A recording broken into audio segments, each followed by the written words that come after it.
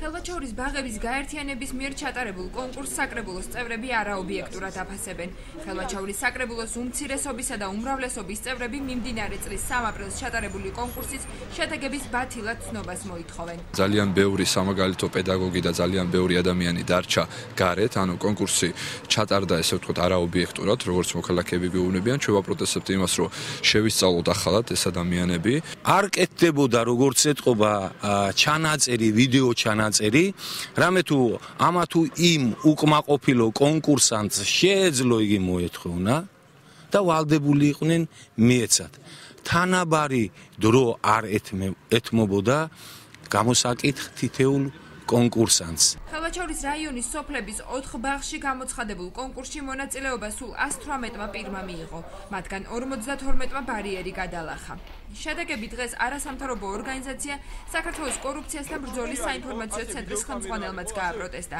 მისი თქმით, კონკურსი დილის 10 საათიდან 24 საათამდე გაგრძელდა, რაც კანონდარღვევაა. მერაბ ღოღობერძე ამბობს, რომ კონკურსის წევრებთან გასაუბრების დროს შუქიც ჩაქრა და კონკურსის სანთლის შუქზე მიმდინარეობდა. დაუყოვნებლივ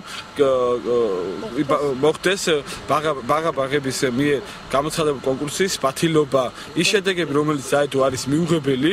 ხელვაჩაურის ბაღების გაერთიანების ხელმძღვანელი დღეს საკრებულოს თავმჯდომარემ და გამგებელმა დაიბარა. ინგა ხინიკაძის თქმით, შუქი კონკურსის მიმდინარეობისას 15 წუთით ჩაქრა. მისი შეფასებით კონკურსი წარმატებით ჩატარდა და პროფესიონალი კადრები შეირჩა. ნაწილი საზოგადოება, წარმომადგენლებს სურვილი აქვთ, პარტიული ხაზით დანიშნონ ვიღაცები და ასეთი პრეტენზიებია. ჯერჯერობით არ გადაგვიწყვეტია და მე ნამდვილად ჩავატარე და აიბმა და ჩვენ უფლება გვაქვს ყველაფრის.